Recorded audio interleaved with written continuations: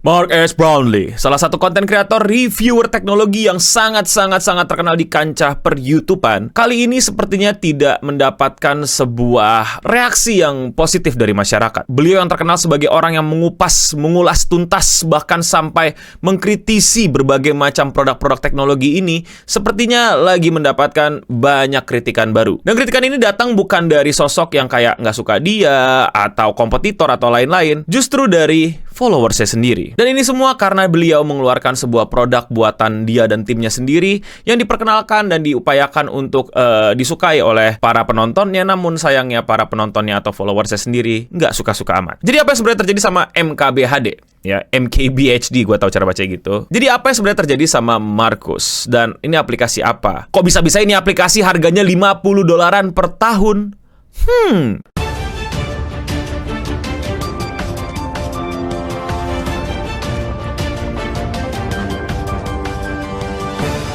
Markus atau MKBHD atau Mark S. Brownlee yang sempat kalian mungkin dengar atau lihat di YouTube Rewind. Yeah, it's rewind time.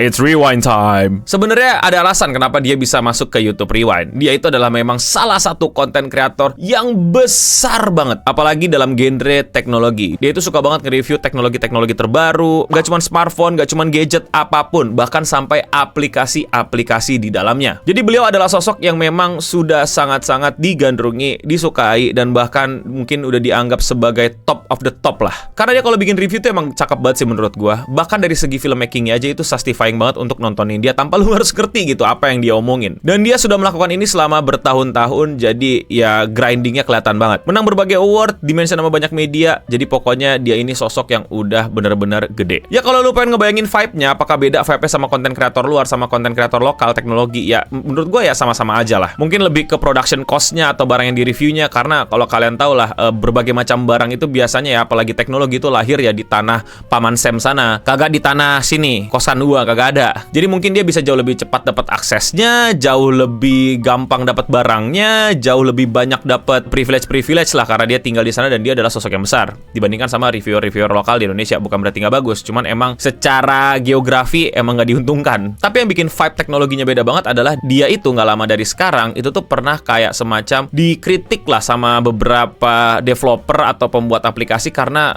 kritiknya terlalu keras. Bahkan dia nggak tanggung-tanggung untuk bilang sebuah harga aplikasi atau sebuah harga gadget smartphone itu nggak worth it dengan apa fitur atau spek yang dihadirkan sama sebuah produk. Nah, dari situ sebenarnya ada ribut tuh antara fansnya sama para fans dari mungkin produk-produk tersebut. Jadi, ya intinya dia dibelain lah sebagai pengkritik. Nah, masalah besarnya adalah baru-baru ini dia akhirnya merilis produk yang dia punya sendiri. Selama ini dia review produk orang, mengkritik produk orang, sekarang dia mau ngeluarin produk. Bahayanya, ekspektasi orang sama orang segede dia adalah ini produk pasti produk yang nggak main-main. Produk yang luar biasa. Produk yang mungkin game changer. Ini lebih bagus daripada Dashboard dan Concord nih pasti nih. Dan ternyata dia mengeluarkan produk bernama Panels yang merupakan produk berbentuk aplikasi yang bisa ganti-ganti wallpaper di HP-mu. Hah? Beneran aplikasi gonta-ganti wallpaper? Yes, ini aplikasi gonta-ganti wallpaper di handphone lu dikeluarkan sama konten kreator yang udah belasan tahun nge-review teknologi, nge-review aplikasi, dan dia menghadirkan untuk para followersnya aplikasi wallpaper. Yes, kalian dengernya aja langsung kayak bentar nih gitu. Nah ini gue sendiri sadar gitu. Gue juga ini ekspektasi sih, tapi gak salah ekspektasi lo. Ekspektasi lo terbuat dengan sangat wajar gitu. Ada kritikus, ada tech reviewer, belasan tahun berada di industri ini, bahkan udah ikut sana sini dan lain-lain. Terus apa yang bisa dia keluarkan? Produk yang bisa dihasilkan adalah wallpaper. Ya makanya tadi gue bilang kan ini yang marah bukan kompetitornya, bukan kayak pesaingnya, bukan kayak pembencinya, tapi bener-bener fansnya sendiri kayak, woi, bang, yang bener aja bang. Masa wallpaper bang? Yang lain ke bang? AI apa ke bang? Gitu kan, sekarang lagi zamannya AI gitu. AI yang bisa ngeluarin suaranya Will Smith.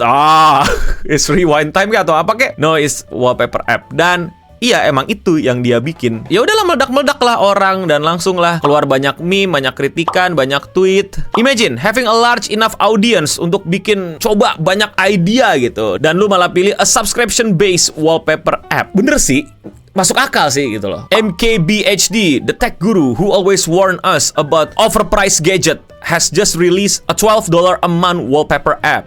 You have become the very thing you swore to destroy. You are the chosen one, Anakin. You are the chosen one, Marcus Brownlee. Seperti yang gue bilang, dia tuh sering buat nge-review gadget, aplikasi, dan menurut dia nggak worth the price. Dah ya, kita ngomongin price ya. Lu mau tau nggak price-nya dia berapa? Kalau per bulan itu sekitar $16. Dan kalau per tahun lu dapat diskon dan kira-kira cuman bayar $70.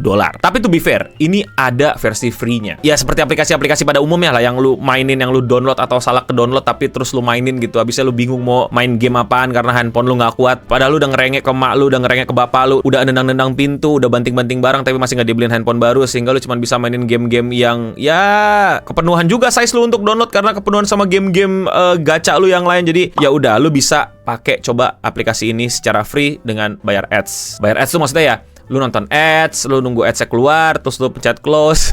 Tenang, gue ngeledekin lu karena gue juga tahu rasanya gimana, karena dulu gue pernah kayak gitu. Dan benefit-benefit lainnya seperti full res, full HD, dan lain-lain. Nah, gue mau ngomongin dilema ini. Sebenarnya kalau menurut gue ada poin plusnya yang mungkin banyak orang nggak lihat, dan gue setuju, yaitu adalah support the artist. Jadi banyak loh orang-orang pakai wallpaper itu tuh, dalam wallpapernya tuh bukan wallpaper yang gratis harusnya, itu wallpaper punya orang gitu. Tenang, wallpaper gue berbayar ya, ini kemarin open commission.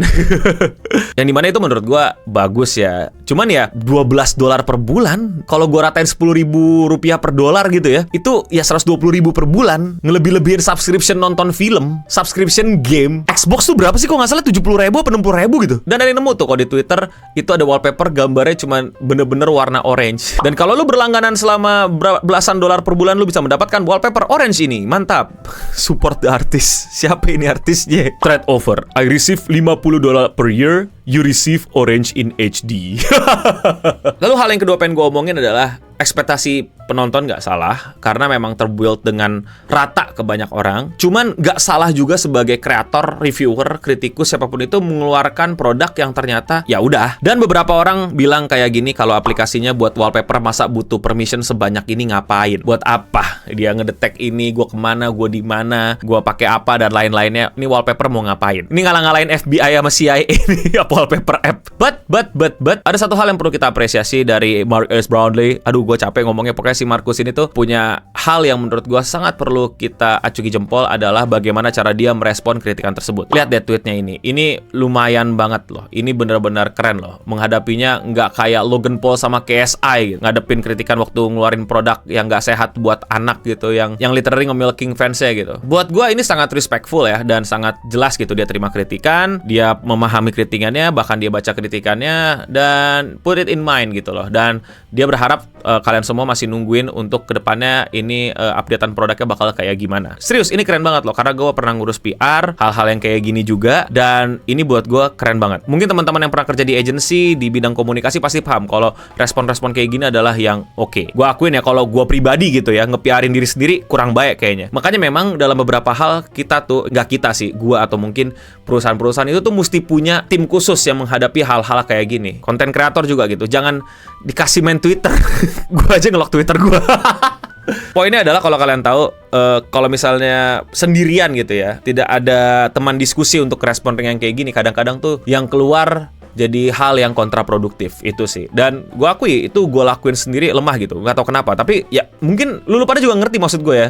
Kayak kalau gue ngurusin orang lain kayaknya bisa rapi-rapi gitu. Kalau ngurusin diri gue sendiri susah gitu, kecampur gitu. Profesionalisme sama diri sendiri gitu. Jadi ya itu, sewa tim PR atau latih dirimu untuk jadi sekalem dan secil Marcus. Tapi buat kalian gimana nih? Pasti banyak banget ya teman-teman yang suka nontonin review teknologi, review gadget, review app, atau bahkan ngikutin si Marcus, pasti punya opininya. Silakan kalian utarakan di kolom komentar di bawah. Dan kalau ada salah atau mungkin ada koreksi, dan ini mungkin banget loh setelah di-upload ada update dari mungkin pricingnya, mungkin aplikasi dan lain-lain. Jadi silakan ditambahin juga di kolom komentar di bawah dan dikritisi juga di kolom komentar di bawah. Lu sadar gak sih kalau gue ngepin komen, kadang tuh bukan buat dipermalukan, tapi bentuk pertanggungjawaban gitu. Kayak, oh ini bagus sih kritikannya, lu baca deh, kayaknya gue ada yang salah di sini nih gitu. Tapi lu pada langsung nge-spin off shame. There is no such thing as spin off shame. Gue gak ngerti. Lu pada yang buat, gue gak pernah buat itu. Lu pada yang namain. Udahlah, pokoknya komen di bawah lah. Kalau kalian suka sama konten pembahasan kayak gini dan kalian mau support gue, jangan lupa klik tombol subscribe di bawah. Dan sekian seputar internet untuk episode kali ini. Gue Eno Bening pamit undur diri, dan untuk kita semua, stay clean and 3-1 time.